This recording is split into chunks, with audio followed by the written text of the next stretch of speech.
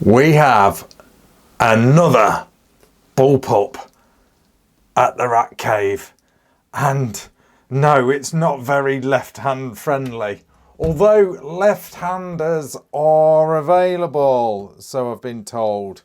And checking Desert Tactical or Desert Tech's website, you can get them in left hand now. Probably about, I don't know, 7 or 8 years ago, I've done a couple of videos on these at different shows where they show me all the variants of these. When it was Desert Tactical Arms, it's very confusing. I think they've took the tactical out of it because it's not very PC. So it's now known as Desert Tech. But yeah, I've done a couple, there's at least 2 videos, really old videos on the channel. Like I say, I'm going back sort of like at least 7 or 8 years.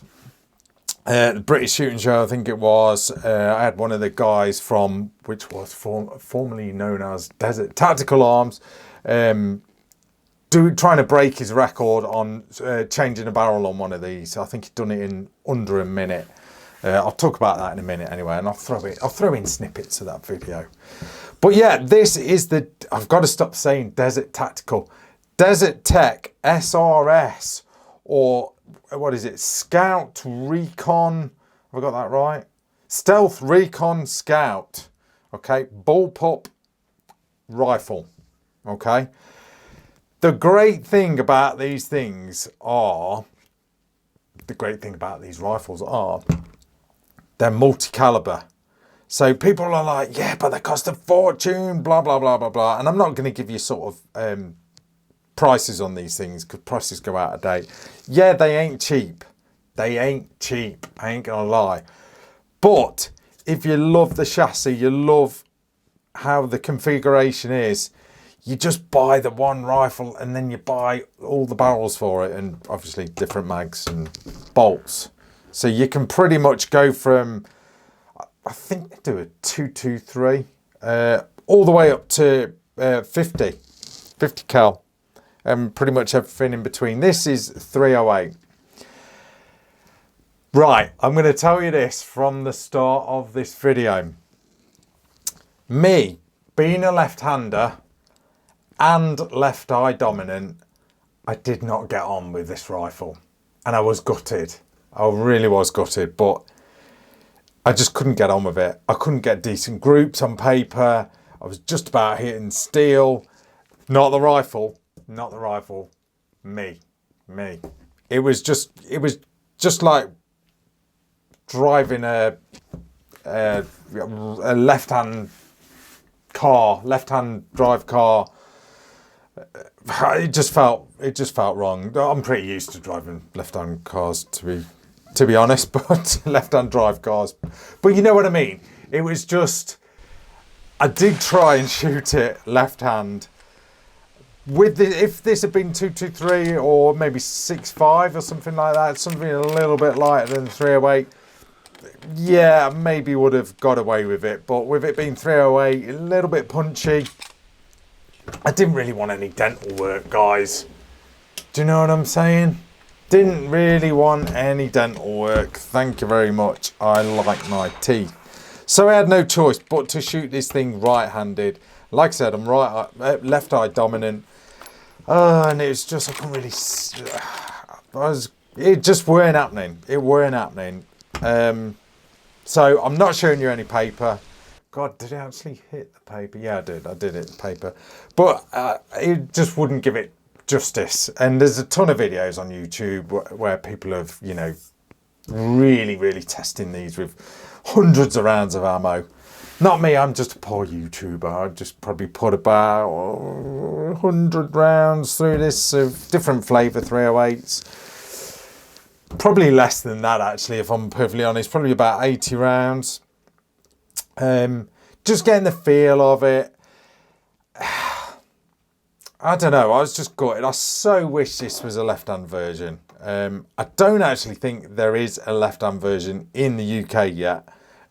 If one does land, I will do my utmost to get hold of it, and I'll do more of a range time with it. But it was just uncomfortable for a lefty to shoot. Honestly, it was. So if you're a left-hander, you need to get, well, obviously you would. If you spend putting down big bucks on, you know, a rifle of this sort of caliber, not caliber as in caliber, but, you know, high spec, then you're obviously going to get something that is right for you. But I happen to be a left-handed reviewer, so it's a bit of a pain in the backside at times. But what do I think of the Desert Tech? Well, let's throw out some specs then. First of all, I'm going to refer to their website. So this is the Desert Tech Stealth Recon Scout, or SRS. Okay, manufactured by Desert Tech. Go figure. It's bullpup bolt action configuration magazine, as you can see. The 308 weighs in at 11 pounds, unscoped, well, that's 5 kilos. Calibers that they do 300 Winchester short Magnum, 7.62 by 51 or 308, 243, and let me have a look. 300 Win Mag, 338 Lap Mag. Oh, it doesn't say anything about a 50. I'm sure they do a 50. Magazine wise, the 308 is, you get a 7-round magazine with it. Okay, so that's pretty much it. Let's find out some specs for you. Where did I'm just looking for the barrel length. Where's that gone? I'm just referring on my tablet. Oh, whatever, wherever it is. Where is it? Oh yeah, barrel length. It's 22 inches or 558.8 millimeters in 308. Various sizes in. Do you want all the different? Well, they do the covert version. The SRS covert is basically this, but with a slightly shorter barrel and shorter handguard. Oh, refer to their website to get all the specs. I'll throw it in the details of the video. Right, let's have a talk about this thing in my sort of style then. I know, like I said, I know there's a ton of videos on YouTube about the Desert Tech. There's loads, and two or three of which are mine, but they're just sort of show reviews. So, but I actually got to play with one of these, so here it is. So let's talk about the magazine first of all. Do like the magazine's very easy to load. Steel in construction. You've got like a polymer bottom there. I think it's polymer. Yeah, it's polymer. Polymer follower. Yeah, follower there. Yeah, pretty simple, slender. 308. I expect that'll be exactly the same. They don't do a 6.5. They should really do a 6.5. According to what I'm looking at on my screen, I can't see a 6.5. That would be a great caliber to have with this rifle, I think. Right then, let's have a close look. Excuse the scope, it's just a test scope. Hawk, I think it's a Hawk Sidewinder. It does a lot of testing here at RACKNLOAD. Sports match mounts, if you're interested. That, if you are really interested, and guys are going to slag me off in the comments, this is just a copy. This bipod is. It's a cheap, I'm going to say cheap in inverted commas. It's just a, no, I won't say cheap, a budget version of the LRA bipod, carbon fibre bipod.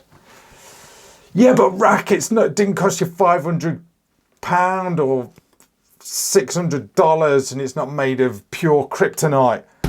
Yeah, who cares? It works. You know, it did the job. It was doing the job, although I couldn't really shoot this rifle, but that's by the by.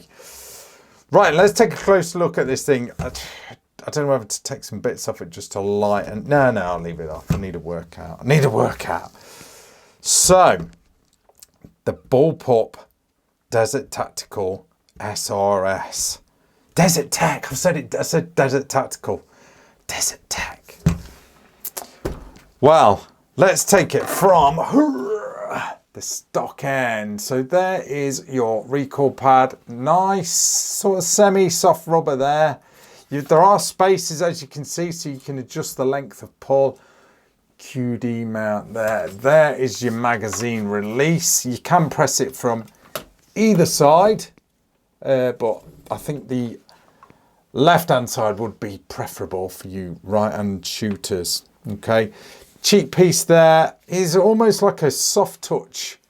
It's almost like a polymer. I don't know whether it is actually polymer, but it feels nice. It's even better if you can see through the scope, if you're unlike me, when you're shooting it right-handed. So yeah, you've got like I don't like calling them butt hooks, but people do call them butt hooks, stock hook. So you can pull it in, you know, nice and tight. This section of, well, this part of the receiver, it's almost like it's got an upper and a lower, almost. Oh, I've got to put it down, it is heavy. This is like all polymer, okay? Magnet check. So all that lower is polymer. The only steel bits is, well, the only steel bit is the barrel. That's an aluminium handguard there. Let me just get rid of my magnet.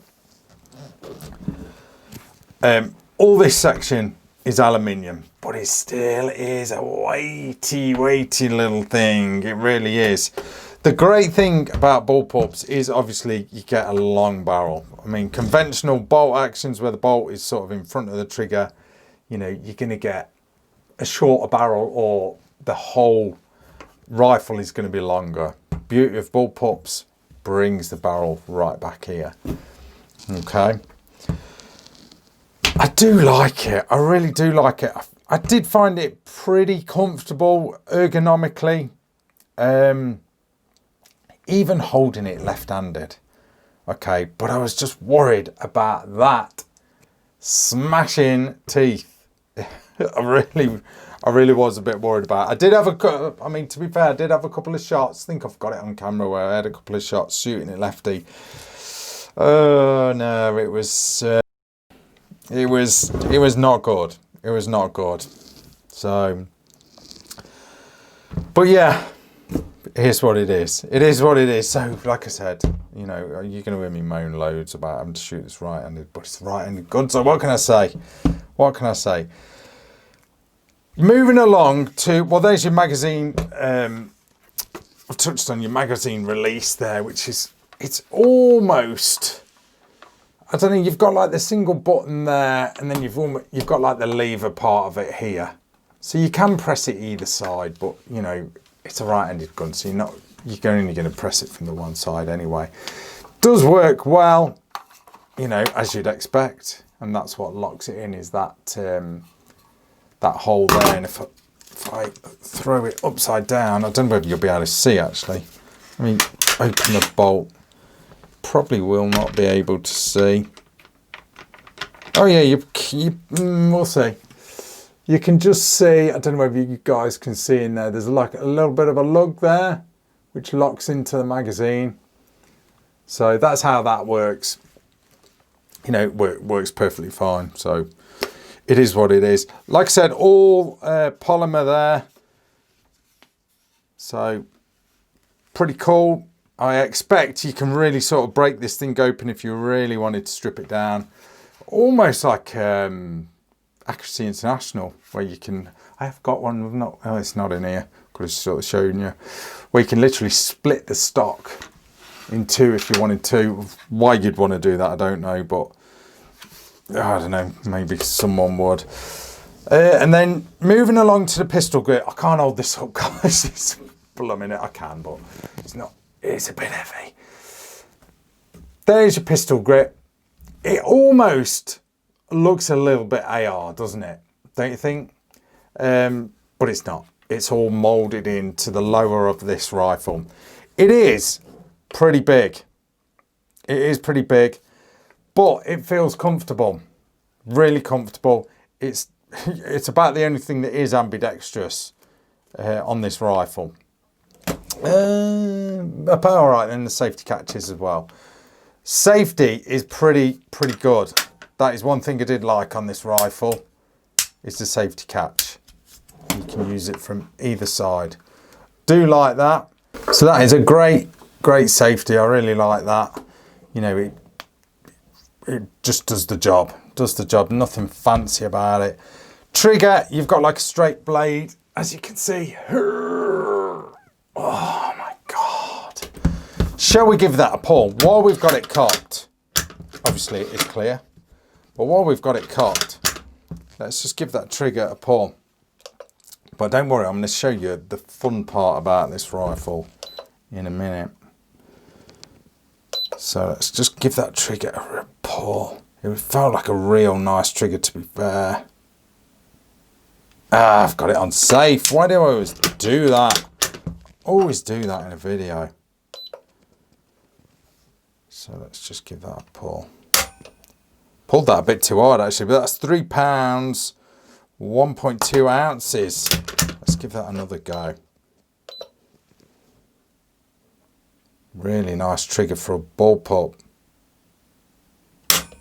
Oh, just under 3 pounds there. Really nice trigger. Obviously adjustable.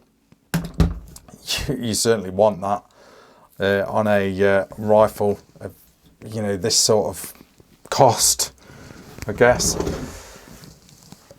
Moving along to the top of the receiver. Like I said, it's all high grade aluminium. You've got Picatinny rail along the top there, so you can throw on any optics, obviously. And then you've got like an AR-15 style handguard there, and that looks, just looking for the side, it looks like M-lock. I don't know whether it is actually true M-lock, because usually you have the little sign on there, but it looks like an M-lock pattern on the handguard there. The barrel, as you can see, 308 Winchester fluted as well, and you've got, will it undo? Yeah, it will. You've got a threaded muzzle there as well, and that looks like 1/2" UNF from what I can see. It's not like UNEF. Doesn't look like it anyway. It is a great rifle. Like I say, I just wish I was shooting this thing, shooting a left-hand configuration one, just to get the full sort of benefit of it. I was struggling, guys. I'm not going to lie. I was struggling to shoot this rifle. Let's show you then. This is the good part about this rifle. Excuse me. Now, the beauty of this thing, as I mentioned at the start of the video, is it is multi-caliber if you choose to purchase other caliber barrels with it, and obviously appropriate bolts and magazines depending on what caliber you go for. How do you change the barrel? Oh my God, I hate doing field strips on camera, but this is pretty easy. First of all, and I have done it to sort of save time, but what you do, see this, there's like a little Allen key hole there that says lock or unlock. First of all, you unlock that because it should be in the lock position, ready for when you shoot. So you unlock that, and then you have got a supplied torque wrench, okay? These 4 screws here, or Allen bolts or whatever you want to call them, you basically, well, let's open the bolt first, obviously making sure it's clear and all that. You undo those. You've only got to loosen them, you ain't got to take them all out. Just loosen them. I'll roll in the video where one of the guys at one of the shows a few years back did a real good strip down of this, dead fast, swap the barrels and everything. So you undo them, and then literally the barrel just slides out like that. There's your barrel, okay?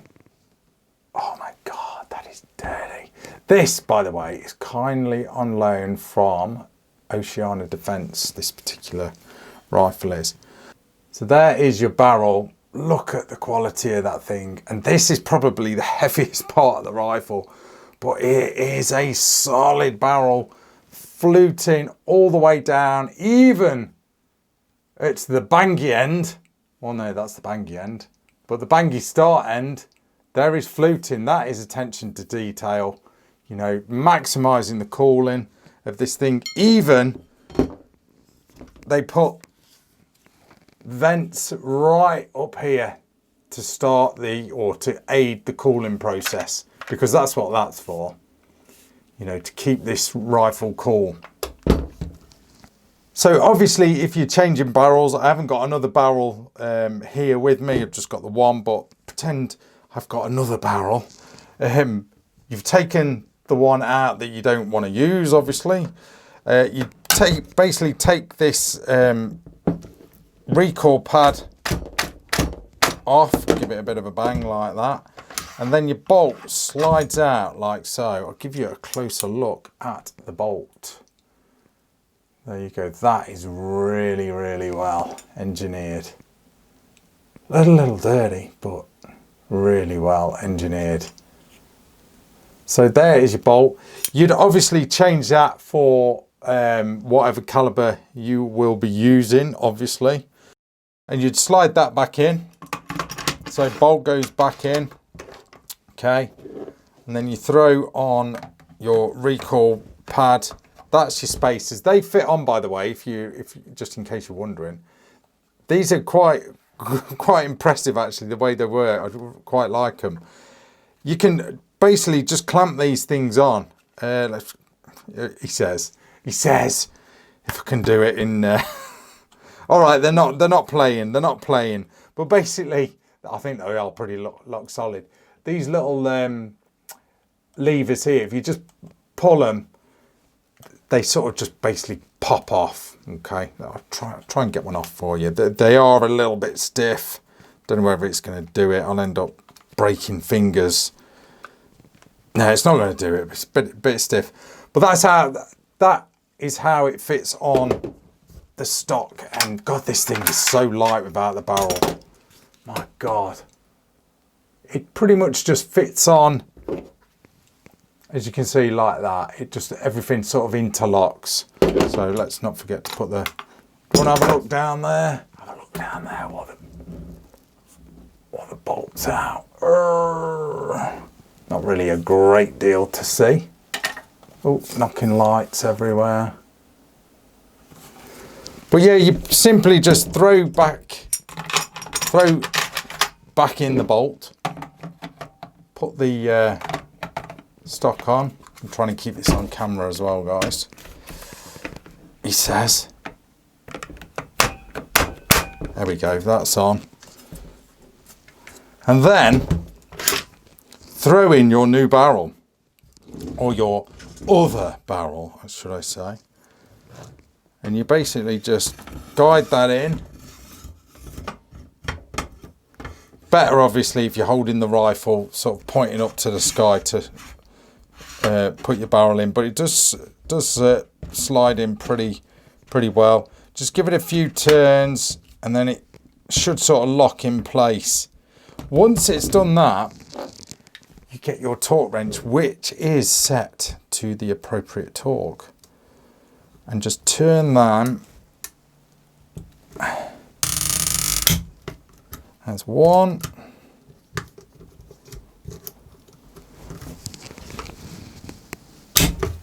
Two. Three.